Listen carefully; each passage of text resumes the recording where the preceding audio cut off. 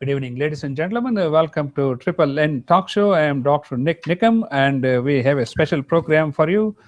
Before that, we would like you to download our app, which is NNN Media for Android or Apple devices, so you can follow these interviews. This is being live video streamed to YouTube and Google Plus. And while we are talking about YouTube, we would like you to please do subscribe to our YouTube. Our YouTube channel is NIK NIKAM, that is NIKNIKAM. And you can also subscribe to our Google Plus account. We also have a Facebook page, which is called NIK NIKAM Network, where we keep you abreast of what is happening in and around the Houston area and from around the world. Today, we are going to be talking about Foundation for India Studies, and my special guests are Krishna Vavilala and Raghu Nednur. Gentlemen, welcome to Triple N Talk Show. We are delighted to have you on our program. Krishna, let me start off with you. Give me a little bit background about yourself, and then we'll talk about the Foundation for India Studies, or FIS Houston. Okay. Thanks, Dr. NIK NIKAM. Thanks for having me on your show, along with our board member, Raghu Nednur. We have come here to talk about our Foundation for India Studies, which is a 10-year-old organization. And this year we are celebrating 10th anniversary. And we have a lot of exciting projects going. That's fascinating. Raghu, just give a little bit about your background, and then we'll jump right into Foundation for India Studies. For my day job, I am a managing engineer with the City of Houston. I'm excited to be here. Thank you for having us, Dr. NIK NIKAM. Foundation for India Studies has been there for 10 years now. It had some exciting programs which is continuing to work on, and we'll share that with you all. Okay, Krishna, let's start off with, you said it has been around for 10 years, and let's talk about what is the mission of a Foundation for India Studies? Well, our mission started 10 years ago with the object of starting a India Studies chair at the University of Houston. Yeah. And we succeeded in introducing some courses. You may have to speak a little louder. Let me see if I can put this one here. See. Okay, let's try that. Go ahead. So we began like that. Yeah. And we started a couple of courses in the university. And then now the university has taken over that project, and they are continuing with full funding, etc. Now they are offering a minor certificate in the Indian Studies program at the university. Now we went on to initiate another project called the Indo-American Oral History Project. I see, yeah. And that project is going very well. And we have conducted almost 50 interviews. I see, yeah. And that was a significant achievement as per a lot of people. And including Dr. NIK NIKAM also was one of our interviewers. And at the same place, at this place, he had interviewed several for us for the project. And we are also going to celebrate completion of 50 interviews in a big way, in a significant way, at the Houston Public Library's Edison Library Hall in March. So we made quite a bit of progress, and we are marching ahead to complete 100 interviews. I see. In due course of time. So let's talk about these interviews that you're conducting. About what group of people are the interviews targeted to? Okay, these You can, Raghu, you can also jump in anytime Sure. you want to. Oh yeah, thanks. Yeah. I think Krishna ji will tell most of it, Yeah. and then I'll add some more my perspective, additional things. Yeah. Thanks. The objective of the Indo-American Oral History Project is to capture the memories and experiences of the first generation Indian immigrants from Yes. India and who settled in Houston. That and of course, in order to tell some life stories, they have to have sufficient experience, and they have been at least 25 years who have lived in Houston. Yes. That is the criteria, basically. Those who have retired and they have the time to come to the studio and tell their stories. That's fascinating. Ladies and gentlemen, you are listening to Triple N Talk Show. I'm Dr. NIK NIKAM, and this is being live video streamed to YouTube and Google Plus. And please do subscribe to our YouTube and Google Plus. And also you can visit us on our Facebook page, NIK NIKAM Network. We are talking about Foundation for India Studies Oral History Project. And my special guest is Krishna Vavilala and Raghu Nednur. Okay, let's walk us through the whole process of interviewing somebody. Okay, it is a systematic procedure. What we do is we ask people, and initially we asked. Now the people are asking us to be interviewed. That's a good symptom to have. Yes, there is a good that much enthusiasm is there from the community. We, as I said, the people who have at least lived here in Houston for 25 years and who have retired, those are and who have come straight from India with a bag. In those days, $8 in their pocket. They have a lot of stories to tell. They also contact us to be interviewed, and then we bring them to our studios. And one of the studios is the Houston Community College Spring Branch studio. And then there is another Gregory School studio also from the Houston Public Library. And and also recently we have established our own Foundation for India Studies, an exclusive studio for ourselves.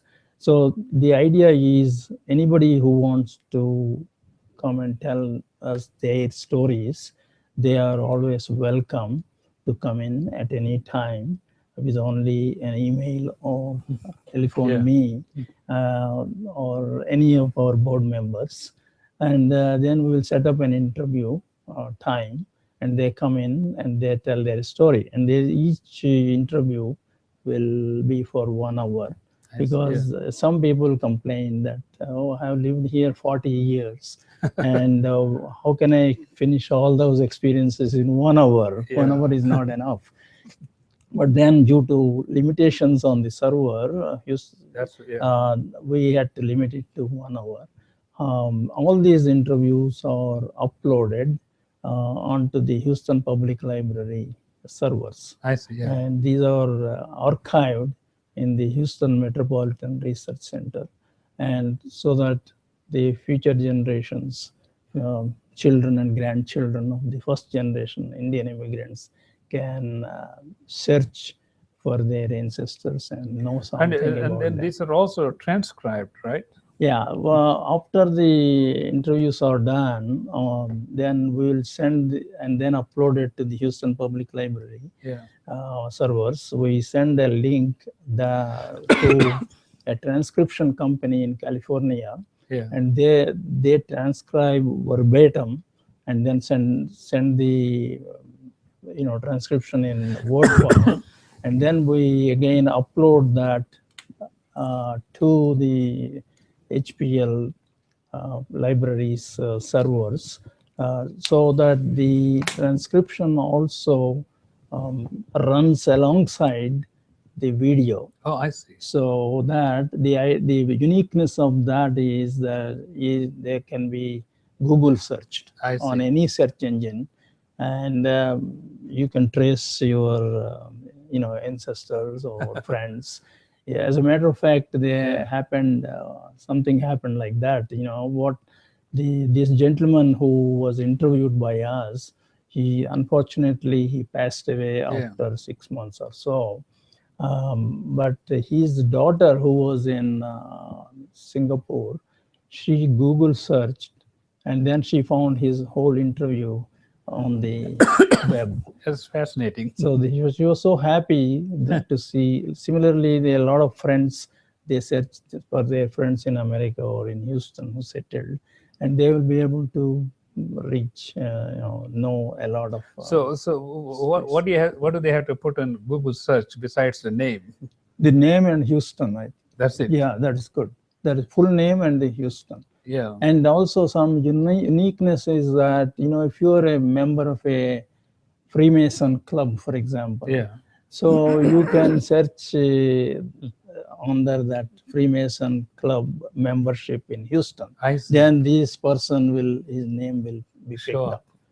That's that's fascinating. The opportunities are limitless. I would like to add that we believe that will be available for all the future generations, and it will help people, get motivated and continue the contributions of the Indo-American community to this great country of ours, United States of America. So absolutely. I think, ladies and gentlemen, you are watching a Triple N talk show. I am Dr. NIK NIKAM, and my special guests are Krishna Vavilala, and who is one of the founding members of the Foundation for India Studies Oral History Project, and also Raghu Nednur, who is also a board member.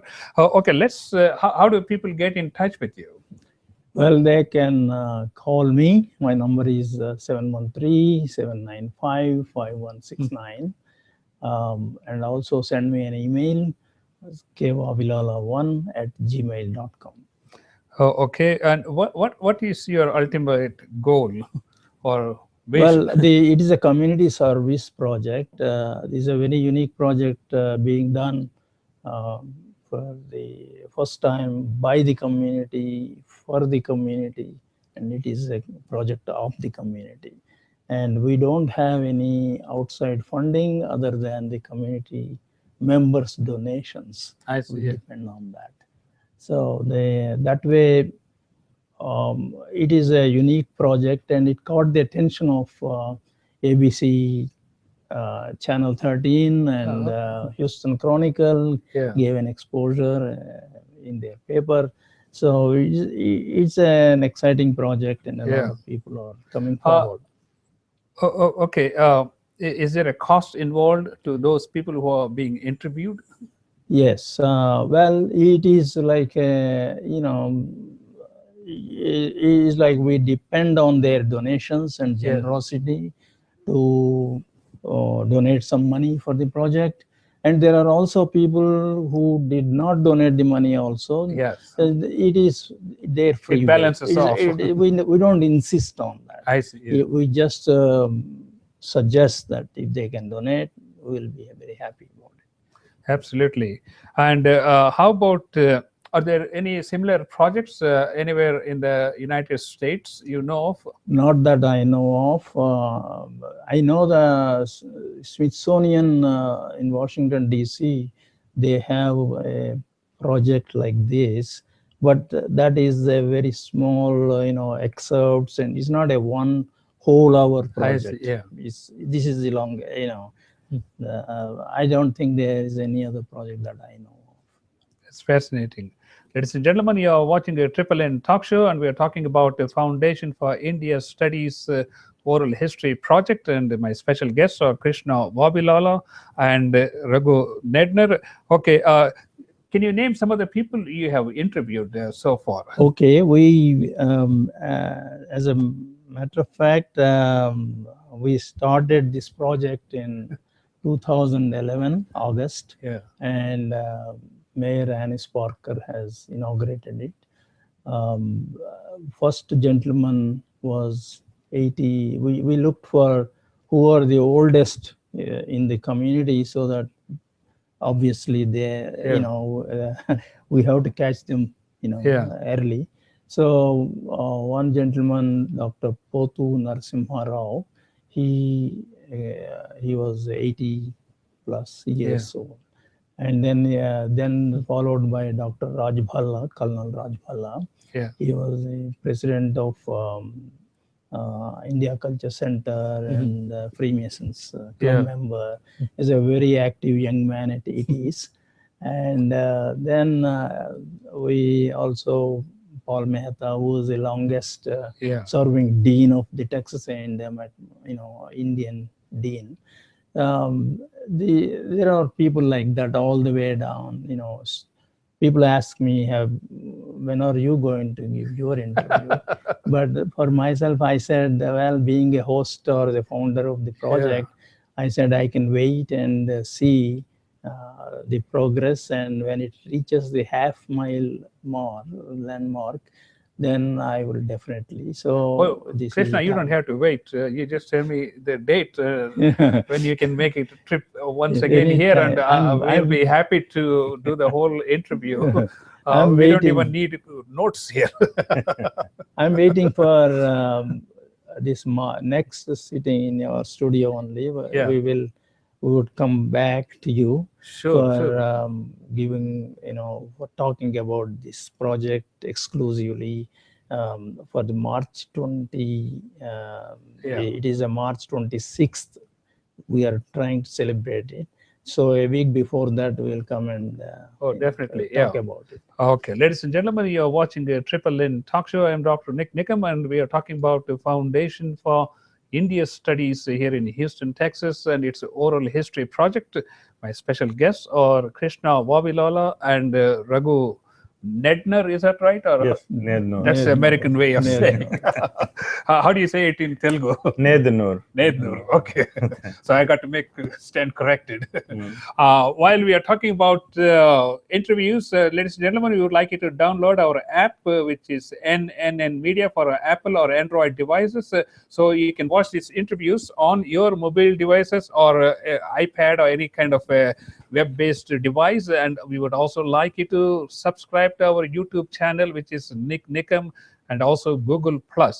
We also have a Facebook page, which is NIK NIKAM Network, where we keep abreast of what's happening in and around the Houston area and from around the world, for that matter.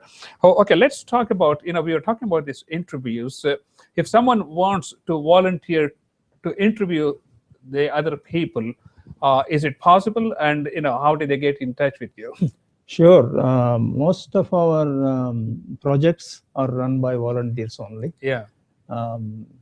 Including yourself, yourself here and myself and Raghu. There are people are always, willing to come, and they're coming forward to help. They'll ask me, so what do I do for you, for the project? And based on, the project, we recruit volunteers, and then is everything project specific. Yes. We also have another project. I don't know whether so far we haven't talked about it. That is called Distinguished Lecture Series. I see. Yeah. We also present good speakers on our platform. And we had done that in collaboration with Asia Society and University of Houston. And then we presented Ambassador T.P. Srinivasan, and we presented George Sudarshan, who was a Nobel Prize nominee. People like, and recently, Ram Jethmalani, we had presented him also. So we are very selective, and that is a project where we also get a lot of volunteers to help us. Okay, ladies and gentlemen, you're also seeing some of these pictures flashing in the background. Those are all some of the highlights of the Foundation for India Studies programs in the last several years. While we are talking about all these different programs, you also have another project. Let me see what's on the next page here. And you talked about so do the people who give the interviews, do they get a copy of the whole interview, or how does it work? Yes, what we do is when once we upload their interview onto the public library servers, we send a link to each candidate, so they can view it at their time and at homes, and then they can forward it to their friends and relations to overseas wherever they want to. And sometimes we even give them an SD card on which the entire interview was recorded. That is how we give them something. What about somebody watching this and they say, well, no, this is a great program, I think we would like to support this program, and how do they get in touch with you if they want to donate or if they want to support the program in any shape or form? Well, as I said earlier, they can call me. My telephone is 713-795-5169, or send me an email, kvavilala1@gmail.com, or visit our website, which is, I didn't mention that. Oh, okay. That is a www.foundationforindiastudies.org. There also you can go log on and you can donate money if you want. So they can donate money on There the is a website. donate Oh, button, that's an excellent option to have. Okay, now let's talk about some of the other projects that Foundation for India Studies is involved, particularly with the Martin Luther King parade. Yes, that is an exciting project. In fact, we are very proud to connect the grassroots America with Indian community in Houston. And we have been participating for the last 4-5 years with them. And last year they even gave us an award. It's called they said it is a prestigious Grand Marshal Award for 2015. Let's get this in the front here. So this is the one. I don't know if it will fit on our screen here, but we can see it. Here you go, ladies and gentlemen. I guess here's the award here. So, okay, let's talk about this. This came last year, 2015, and you can see Martin Luther King's picture on the top. Oh yeah, that's right. Yeah, that is. And what we do every year, we walk in the parade with Mahatma Gandhi and Dr. Martin Luther King's pictures on either side, and then we walk under the banner of Foundation for India Studies. And Raghu mobilizes. He is the event chair for this year, and he's working very hard to get a lot of people. And this year uniqueness is that we were able to get a sponsorship from MetLife Corporation insurance company. And I would like to go ahead and share that it's whoever has come for the walks have all been excited. They take good memories in terms of like supporting such an important cause. I think this one every year thing, but the kids have come back again and again. They said, you know what, we want to participate. Like when I reach out to my friends, they say, you know what, this is one of the things we should make sure we tell our kids. There is something in common between the what America has gone through and what India has there, and how we motivated, how we have influenced what Dr. Martin Luther King Jr. has contributed to this country. So I was looking at some of the pictures from the previous walks. I see some people dressed up like Mahatma Gandhi. Yes. and we also carry the banner. So if somebody wants to get involved in the parade, how do they get in touch with you? I think I'd like to say they go to your Facebook page and you have our flyer in there, and there's I think that's the easiest way these days. And we have distributed the flyer through different groups and all. So okay, what day is this going to be, and from what time to what time? January 18th, and we're gonna meet at 9:30 a.m. In the Midtown There's a CVS pharmacy. I see. Yeah. 1000 Elgin. Elgin Street. Elgin, Yeah. 1010 Okay, Elgin. 1000 Elgin. Yes. Yeah. That's and we this year also, like previous years, we will have somebody walk I see. dressed like Gandhiji, and he will lead the procession. And the interesting thing is, while Gandhiji is walking and people walking behind, children and all, with the especially printed T-shirts with Gandhiji's picture I and see, Martin yeah. Luther King pictures on them. There will be a live broadcast I see. in the main, ABC, CBS channels, I see. and it is a great fun to walk with waving hands to the bystanders, and that is how a number of people say Yeah. Gandhi, Gandhi, Gandhiji, Gandhi, Mahatma Gandhi. They all get excited about it. Yeah.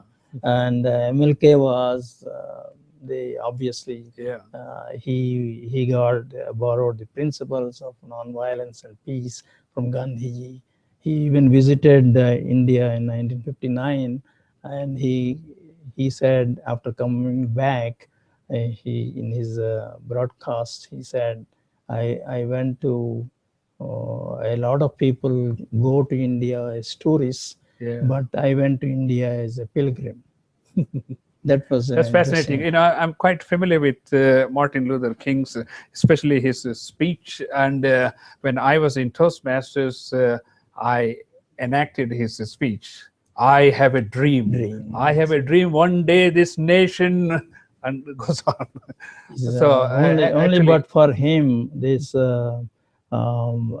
Civil Rights Act would not have been passed, and luckily in 1968 under President Johnson, that anti-segregation law Yeah. was passed, and it was until 50 years ago people were segregated, discriminated based on their color and race.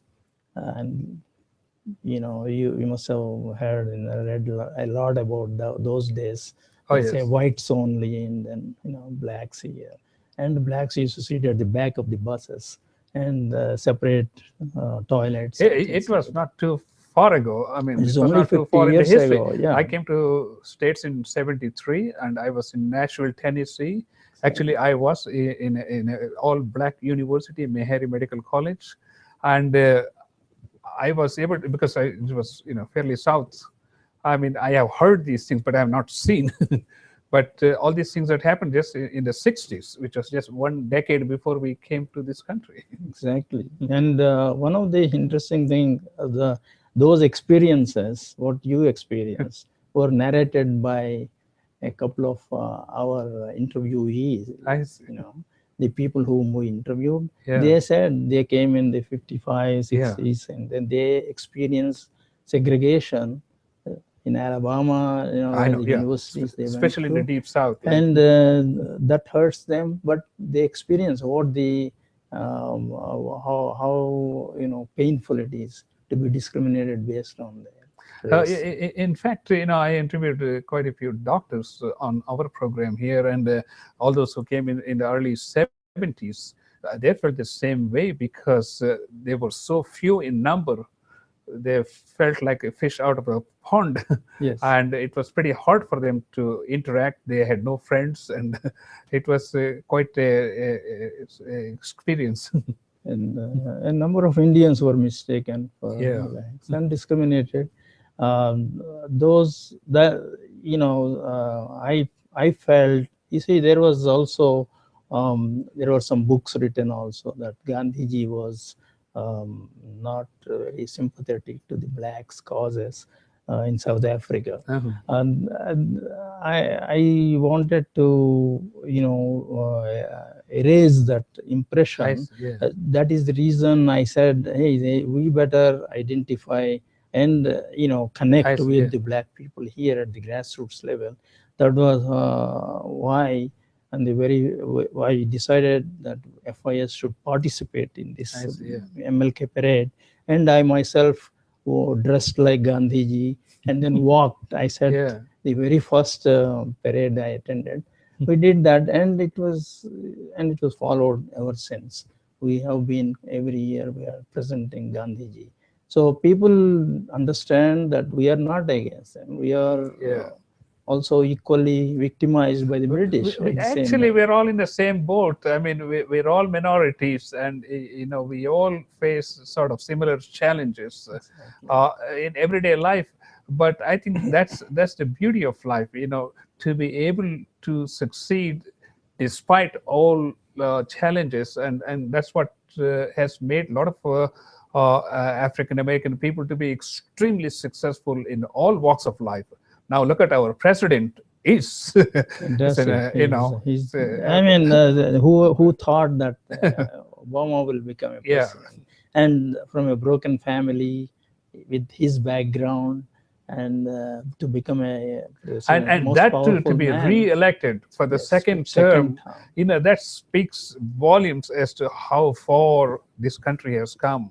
And we still have a long way to go, because it's not totally sort of eliminated, but nonetheless, compared to what it was in the 60s, just about 50 years later, I mean, things are quite different. Yes. Okay, let's give out your contact information again for Foundation for India Studies Oral History. If anybody want to get interviewed, or if anybody want to be a volunteer to interview other people, so that they can get in touch with you. Yes, my number is 713-795-5169. Raghu, you tell me. Yeah, my number is 713-927-8126. Okay, before we conclude, tell us about this gala that is coming up in March. Okay, March 26th, there will be a gala. It is a kind of a fundraiser, because we had never, for the past for 10 years, we never went out in the public and asked for money. And this is because we have survived, and we have come up with very good projects, and we have shown the results. We thought this is the time to go out and request the public, our community, to come forward and donate some money, so that we can undertake many more projects like this. So this is going to be on March 26th? March 26th, and it will be, we are planning to hold it in Julia Edison Library in downtown, and that is a historic place, beautiful ornate building, and we thought we are doing the history project, so why not connect with them? That's absolutely. So ladies and gentlemen, please do mark your calendars for March 26th, 2016, and it's going to be held at the Downtown Historic Library here in Houston, Texas. Okay, let's give out your contact information again. And ladies and gentlemen, we are talking about the Foundation for India Studies Oral History Project, brought to you by Foundation for India Studies here in Houston, Texas. And let's give out your contact information. Okay, my email is kvavilala1@gmail.com, and my telephone number is 713-795-5169. Krishna, it's been a pleasure talking to you, and Raghu, it's been a pleasure talking to you also. And ladies and gentlemen, we'll be back next week. Thank you very much for tuning in, and please do subscribe to our YouTube channel and Facebook page, which is NIK NIKAM Network. So we'll see you next week. Thank you. Thank you. Thanks for watching.